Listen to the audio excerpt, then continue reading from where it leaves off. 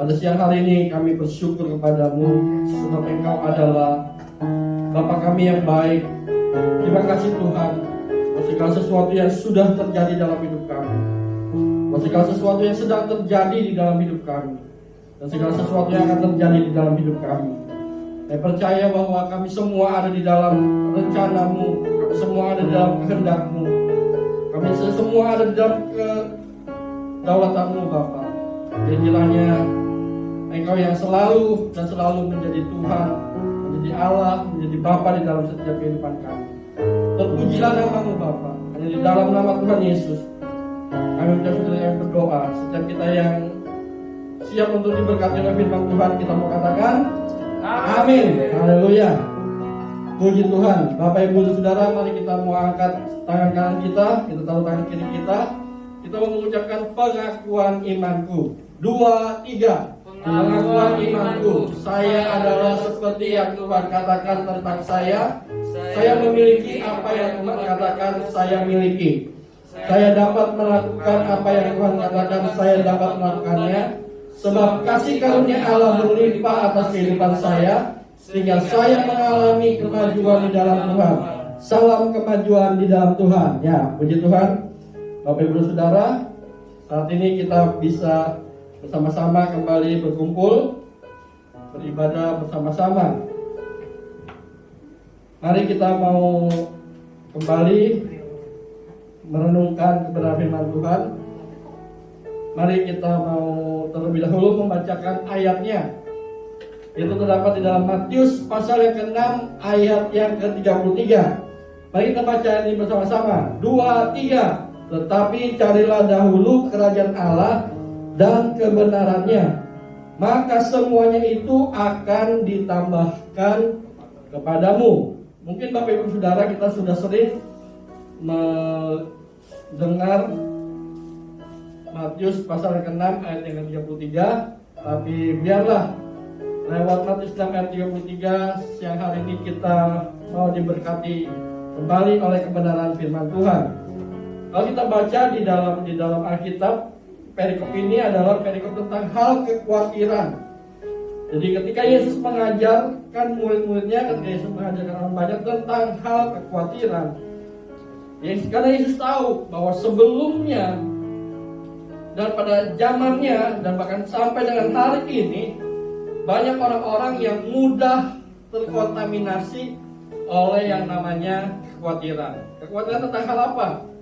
Kalau kita perhatikan, kekhawatiran tentang hal makanan, kekhawatiran tentang hal minuman, dan kekhawatiran tentang apa yang kita pakai. Jadi tentang kekhawatiran kehidupan ini. Makanya Yesus kasih solusinya, yaitu di ayat yang ke-33. Tetapi carilah dahulu kerajaan Allah dan kebenarannya. Saya tertarik dengan kata mencari. Kalau kita simpulkan adalah apa? Mencari Tuhan. Seek God, mencari Tuhan.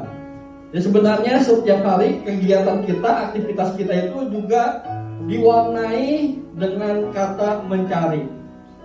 Misalnya, kita sebagai kepala keluarga, kita yang bekerja, tentunya kita mencari apa? Mencari uang, mencari nafkah. Lalu kita yang berusaha, kita mencari customer, mencari klien. Pokoknya setiap kehidupan kita ini banyak kali diwarnai dengan kata mencari. Nah, jadi kata mencari ini bukan hal yang baru atau hal yang asing atau hal yang kita sendiri pun bingung apa kata mencari. Kenapa? Karena itu adalah bagian dari kehidupan kita. Nah, hari ini firman Tuhan akan mengajarkan kita, marilah kita untuk mencari Tuhan. Karena orang yang mencari Tuhan pasti akan semakin diberkati oleh Tuhan. Makanya firman Tuhan di Matius 6:33 katakan, maka semuanya itu akan ditambahkan kepadamu. Jadi orang yang mencari Tuhan pasti diberkati oleh Tuhan. Saya mencoba mencari kata definisi dari kata mencari Tuhan. Dan salah satunya adalah mencari Tuhan adalah usaha untuk mengalami perjumpaan pribadi dengan Tuhan.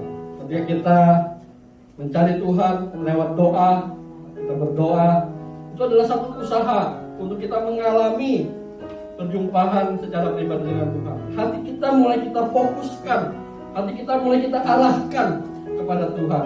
Dan saya percaya orang yang berdoa kepada Tuhan akan mengalami perjumpaan pribadi dengan Tuhan. Karena Dia adalah Bapa yang baik. Dia selalu menyediakan telinganya untuk mendengar setiap doa kita, mendengar setiap seruan kita. Jadi percayalah, apa yang kita lakukan di dalam Tuhan itu tidak akan pernah menjadi sia-sia. Kenapa?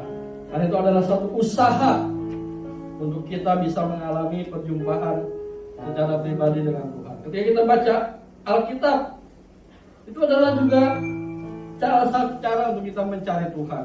Itu adalah satu usaha untuk kita mengalami perjumpaan pribadi dengan Tuhan. Mungkin tidak mengalami perjumpaan pribadi secara jasmani, tapi roh kita ngerti, jiwa kita ngerti. Makanya mari kita gunakan setiap waktu, setiap kesempatan untuk kita mencari Tuhan, karena kita mau mengalami perjumpaan secara pribadi dengan Tuhan. Orang yang mengalami perjumpaan dengan Tuhan pasti dia akan mengalami yang namanya kasih-Nya. Allah itu kasih. Jadi ketika kita mengalami perjumpaan pribadi dengan Tuhan, berarti kita mengalami perjumpaan pribadi, kita akan mengalami kasih-Nya. Kalau kita masih ada sampai dengan hari ini karena kasih-Nya Tuhan. Dan juga kita akan mengalami kuasa-Nya. Kalau kita bisa bangun dari istirahat kita, kalau kita bisa kembali menjalankan aktivitas seperti biasa, rutinitas seperti biasa, sadar atau tidak sadar, itu karena kita mengalami kasih-Nya dan kita mengalami kuasa-Nya. Bayangkan, satu pagi kita bangun dari tidur kita, dari istirahat kita, ternyata kita tidak dapat menggerakkan kaki kita lagi, atau tangan kita tidak dapat digerakkan. Kalau dulu yang pernah saya alami adalah namanya stroke. Kaki tidak dapat digerakkan, tangan tidak dapat digerakkan. Tapi kalau kita bisa bangun pagi, bangun tidur, kita bisa menggerakkan anggota tubuh kita, organ tubuh kita. Itu karena Tuhan mengasihi kita, dan karena itu adalah semua karena kuasa Tuhan yang terjadi dalam kehidupan kita. Orang yang mengalami perjumpaan secara pribadi dengan Tuhan akan mengalami kebenarannya. Ada berapa banyak kebenaran-kebenaran firman Tuhan itu yang selalu datang dalam kehidupan kita.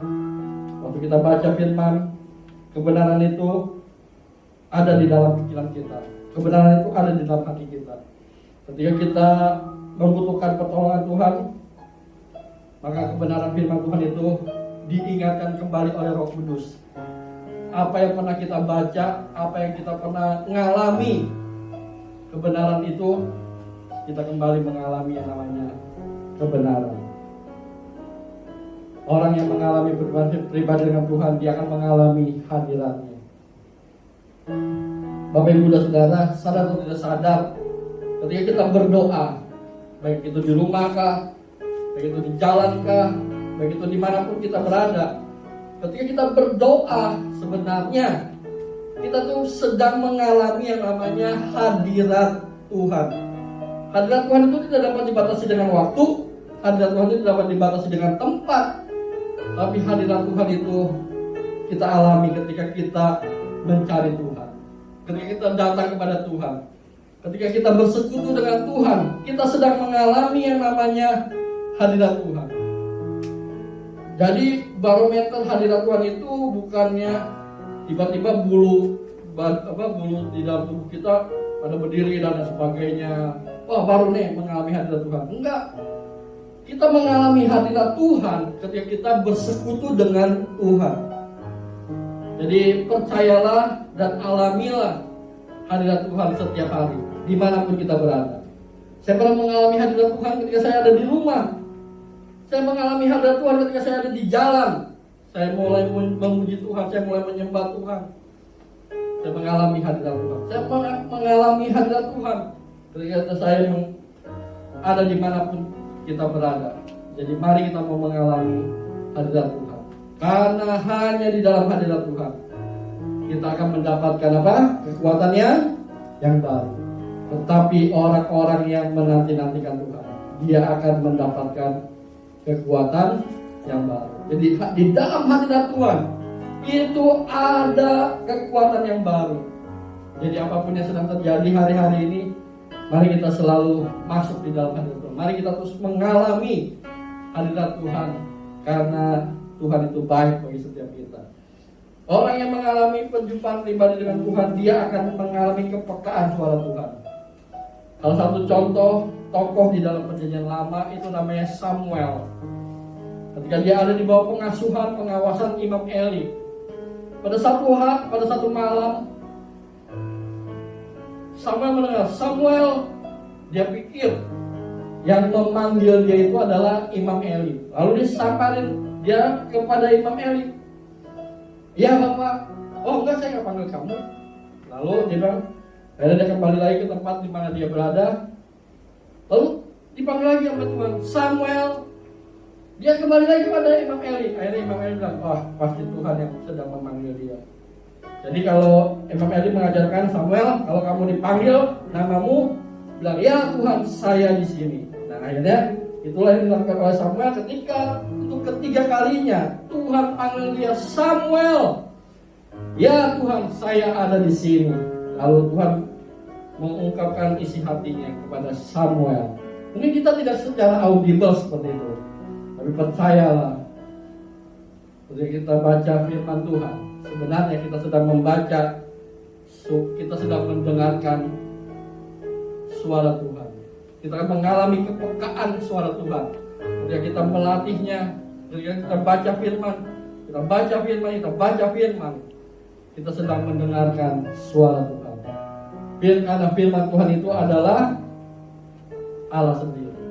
Jadi mari kita mau mengalami kepekaan akan suara Tuhan lewat kebenaran firman Tuhan. Orang yang mengalami perjumpaan secara pribadi dengan Tuhan, dia akan mengalami rencana Tuhan, mengalami rancangan Tuhan, mengalami kehendak Tuhan di dalam kehidupannya. Saya selalu berdoa, dan tentunya kita semua selalu berdoa setiap hari, setiap pagi, Bapa, datanglah kerajaan dan jadilah kehendak.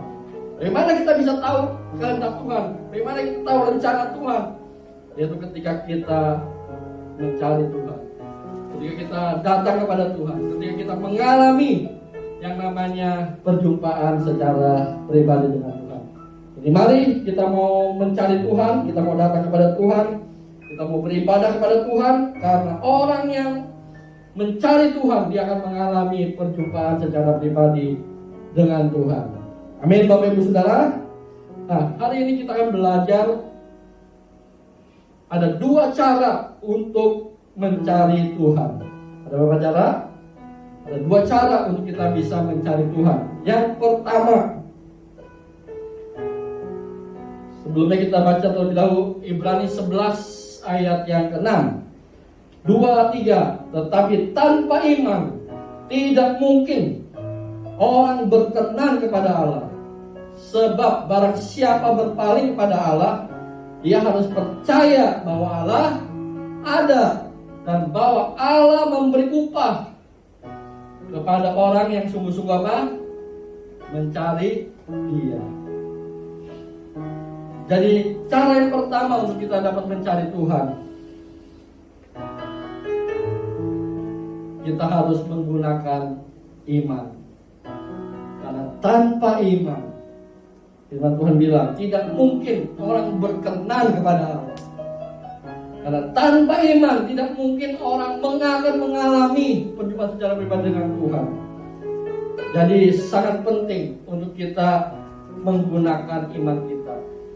Ketika kita mau mencari Tuhan, ketika kita datang kepada Tuhan, ketika kita berdoa, ketika kita baca firman, ketika kita bersekutu, baik secara pribadi maupun bersama-sama, mari kita gunakan iman kita. Saya percaya Ketika kita gunakan iman kita, maka kita akan mengalami perjumpaan secara pribadi dengan Tuhan. Karena hanya imanlah yang akan memampukan kita untuk kita datang kepada Tuhan, untuk kita dapat menghampiri tahta kasih karunia dari Tuhan. Iman itu sangat penting di dalam kehidupan kita. Kenapa? Karena tanpa iman, maka hal yang kita lakukan dalam kehidupan kita akan menjadi sebuah hal yang sia-sia. Contohnya, misalnya di dalam gereja lokal kita punya yang namanya visi misi sampai 2025. Hari-hari ini seolah-olah visi itu belum terjadi seolah-olah. Tapi sebenarnya visi dan misi itu sedang Tuhan proses untuk dapat menjadi kenyataan di tengah-tengah kita. Nah, bagaimana caranya? Caranya adalah kita harus menggunakan iman.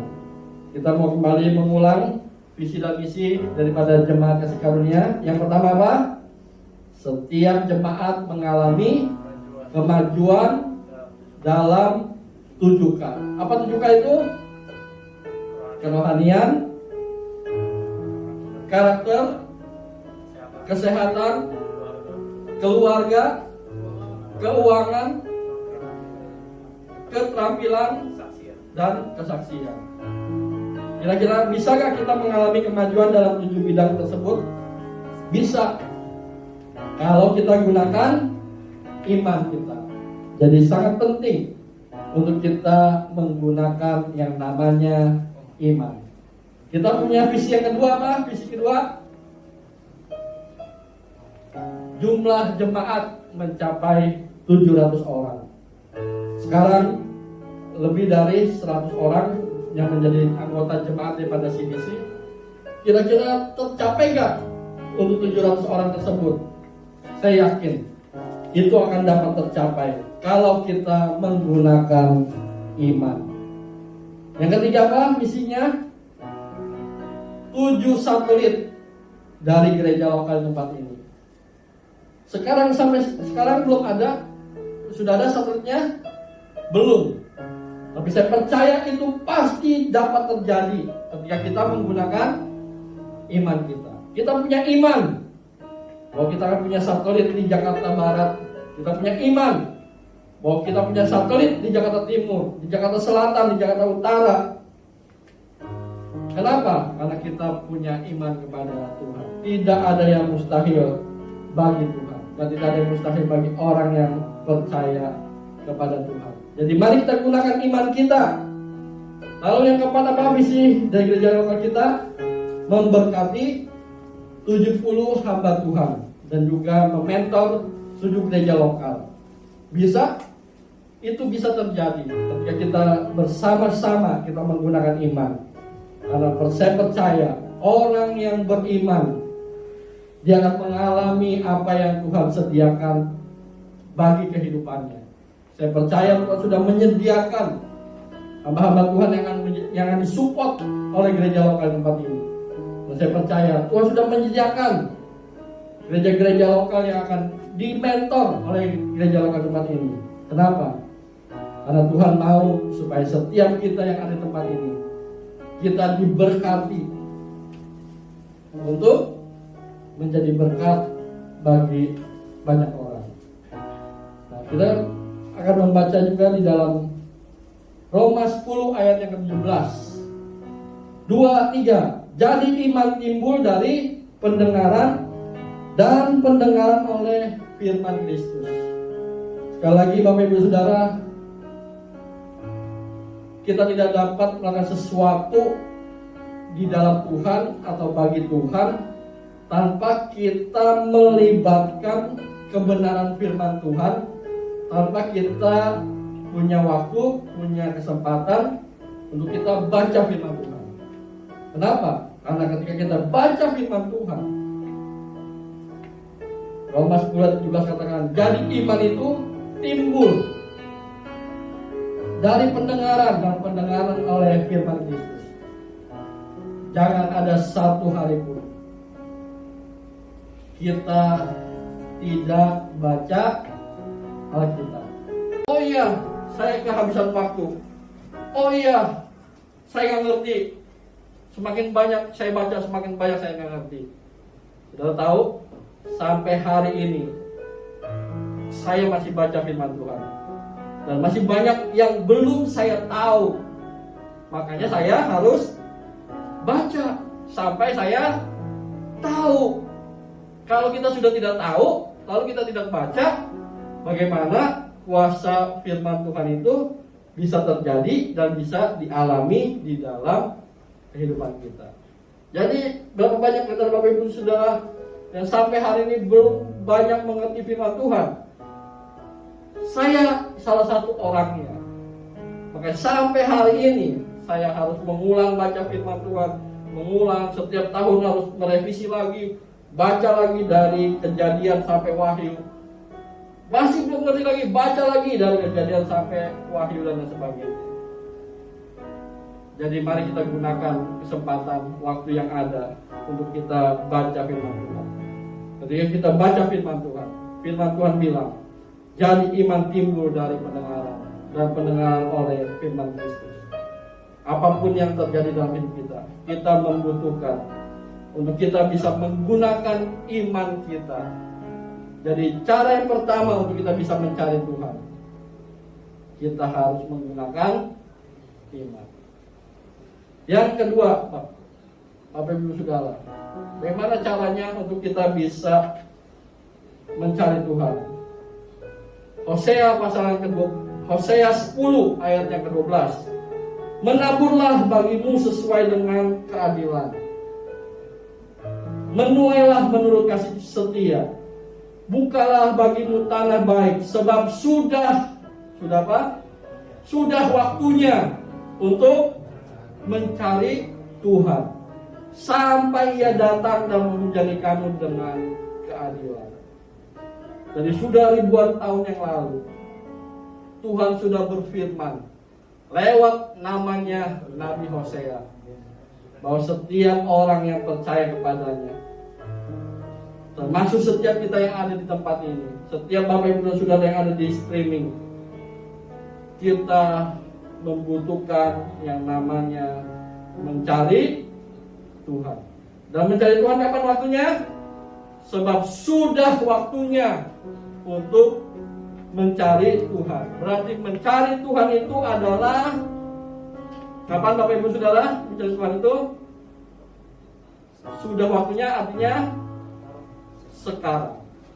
Jadi yang kedua, bagaimana caranya untuk kita bisa mencari Tuhan? Kita harus melakukannya sekarang. Seringkali ada orang yang begitu antusias. Ya, saya mau baca Alkitab. Nanti minggu depan saya akan mulai. Dan sebagainya. Kadang-kala itu hanya sebagai sebuah emosional. Tapi ketika Tuhan menjamah hidup kita, ketika kita punya kerinduan yang besar, lakukanlah sekarang. Bukan besok, bukan nanti, bukan bulan depan, bukan tahun depan, Bapak Ibu Saudara. Jadi mencari Tuhan adalah lakukan sekarang, lakukan saat ini, lakukan apa yang kita bisa lakukan saat ini. Kenapa kita harus melakukannya sekarang? Perkhotbah 3 ayat yang pertama katakan, untuk segala sesuatu ada masanya. Untuk apapun di bawah langit ini ada waktunya. Kenapa kita harus mencari Tuhan? Kita harus melakukannya sekarang. Ingat, hidup kita ini ada expired date-nya. Mazmur bilang manusia itu bisa mencapai usia berapa? 70 tahun. Kalau kuat 80 tahun. Yang bisa 1000 tahun itu hanya sebuah hal yang apa? Di luar daripada kemampuan daripada manusia. Jadi mari kita mau mencari Tuhan, kita mau lakukannya sekarang. Karena hidup kita ini ada batas waktunya. Dan hanya sekarang, hanya di dalam dunia ini kita mendapatkan kesempatan untuk mencari Tuhan. Kalau sudah sampai ke rumah Bapa, perlu yang namanya iman, perlu yang namanya mencari Tuhan, sudah tidak perlu lagi. Ya, orang sudah di rumah Bapa. Nah, makanya selama Tuhan masih memberi kesempatan, selama Tuhan masih memberikan waktu kepada kita, mari kita gunakan untuk mencari Tuhan. Jangan ditunda, jangan diundur, tapi lakukan sekarang untuk kita bisa mencari Tuhan. Dan orang yang mencari Tuhan, dia akan menemukan Tuhan. Ada begitu banyak janji Tuhan, ada begitu banyak firman Tuhan yang menyatakan bahwa Tuhan itu tidak pernah jauh, bahwa Tuhan itu selalu dekat dengan kehidupan kita. Bahkan sejak kita percaya kepada Yesus, hidup kita ada di dalam Tuhan, dan Tuhan ada di dalam kehidupan setiap kita dengan kehadiran Roh Kudus sebagai meterai bahwa kita adalah anak Allah, bahwa kita adalah ahli waris kerajaan surga. Jadi mari kita gunakan waktu yang ada sekarang untuk kita mencari Tuhan, mencari Tuhan, mencari Tuhan. Ketika kita mencari Tuhan, maka kita akan mendapatkan kasih-Nya. Ketika kita mencari Tuhan, kita akan mendapatkan kuasa-Nya. Ketika kita mencari Tuhan, kita akan mendapatkan kehendak-Nya di dalam kehidupan kita. Jadi mari kita mau antusias, mari kita mau bersemangat, mari kita mau katakan pada Tuhan, Tuhan, kami mau mencari Engkau. Setiap waktu, setiap situasi, buat setiap kondisi yang ada, kami mau selalu mencari Tuhan. Kenapa? Karena Tuhan adalah segala-galanya di dalam hidup kita. Mari kita mengatakan lebih dari segalanya. Mari kita membangkit berdiri bersama-sama. Dari segalanya ku berharap padamu. Mari kita datang kepada Bapa pada siang hari. Lebih dari para penjaga, mengharap fajar pagi. Begitu rindu hatiku berada dekatmu. Alangkah dalam kasih-Mu memenuhi hidupku. Katakan lebih dari segalanya. Lebih dari segalanya ku berharap padamu. Lebih dari para penjaga, mengharap fajar pagi. Begitu rindu hatiku berada dekatmu. Alangkah dalam kasih-Mu memenuhi hidupku. Katakan tenanglah jiwaku, Jiwaku dalam naungan sayap-Mu, menembus awan kelabu.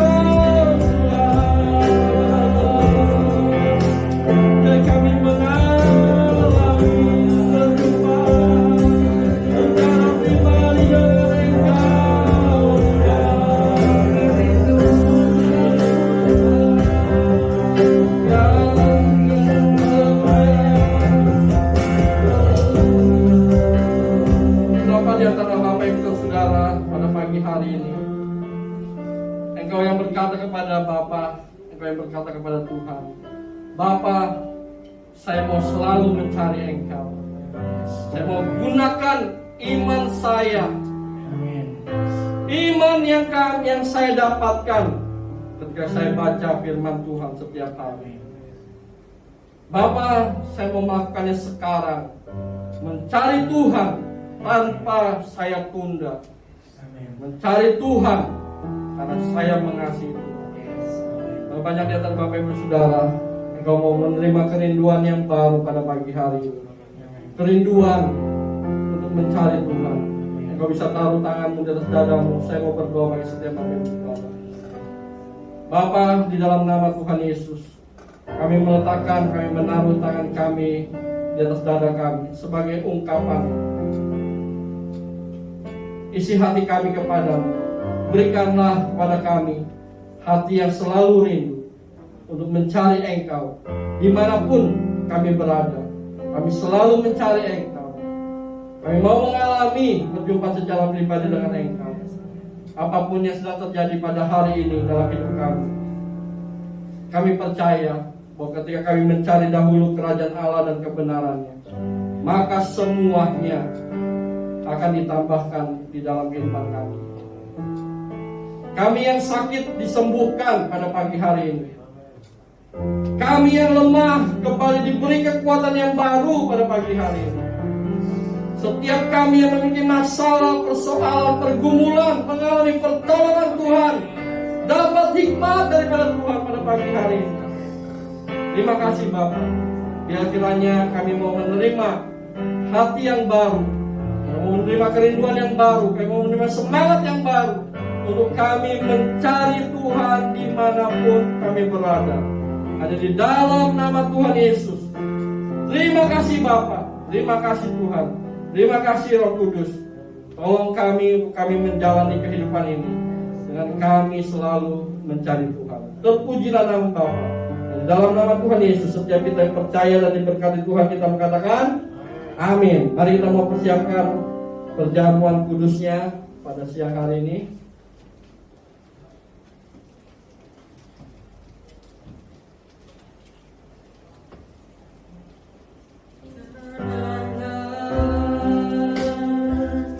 Jiwaku dalam naungan sayapmu, menembus awan kelabu, pandang kemuliaanmu.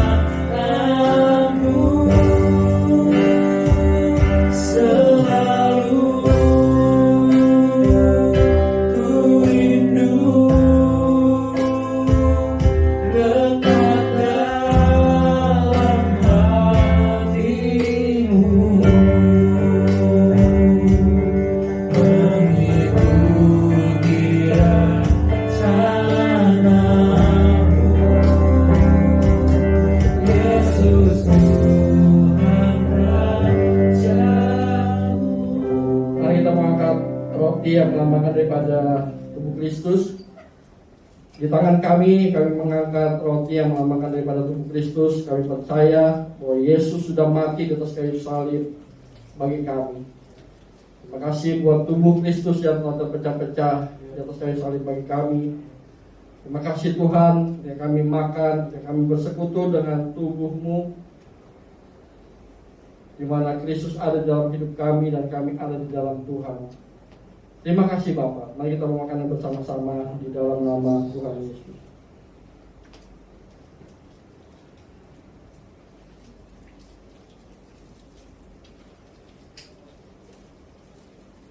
Mari kita mengangkat cawan yang melambangkan daripada darah Yesus, darah yang telah tercurah di atas kayu salib bagi setiap kita, darah yang telah menyucikan, menguduskan, darah Yesus yang telah melayakkan kita untuk menghampiri tahta kasih karunia-Nya.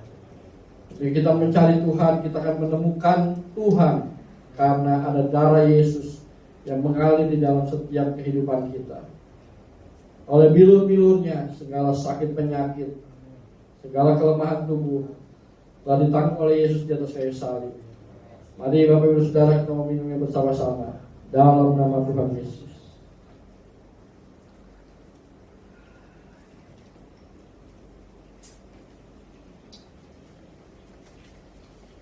Mari kita ambil waktu beberapa saat untuk kita mengucap syukur buat apa yang telah Tuhan kerjakan di tengah-tengah ibadah kita pada pagi hari ini.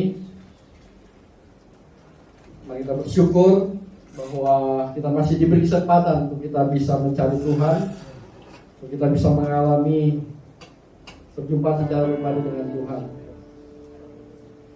Bapak, terima kasih buat ibadah kami pada pagi hari ini. Terima kasih Tuhan, kami boleh menikmati, kami boleh mengalami hadirat-Mu pada pagi hari ini. Dimanapun kami berada, baik kami yang ada di tempat ini maupun setiap Bapak Ibu Saudara yang ada di rumah, dimanapun mereka berada yang bergabung dalam live streaming ini. Bapak Ibu Saudara, mari kita mengangkat tangan kita, mengarahkan hati kita kepada Bapa di sorga. Bapak Ibu Saudara, Engkau adalah orang-orang yang diberkati Tuhan. Diberkatilah kehidupanmu, diberkatilah rumah tanggamu, diberkatilah pasangan hidupmu, diberkatilah orang tuamu, diberkatilah setiap anak-anakmu, diberkati Tuhan setiap usaha, diberkati Tuhan setiap pekerjaan, diberkati Tuhan setiap kegiatan. Dan kiranya setiap Bapak Ibu Saudara Engkau diberkati Tuhan dan menjadi berkat bagi banyak orang, sehingga nama Tuhan dipermuliakan. Terimalah berkat daripada Bapa di sorga, kasih daripada Tuhan Yesus Kristus, serta persekutuan Roh Kudus yang senantiasa menyertai, yang senantiasa memimpin kehidupan kita dari hari ini sampai Maranatha. Dan di dalam nama Tuhan Yesus, pulanglah diberkati oleh Tuhan. Dalam nama Yesus, haleluya, amin. Tuhan Yesus memberkati kita semua.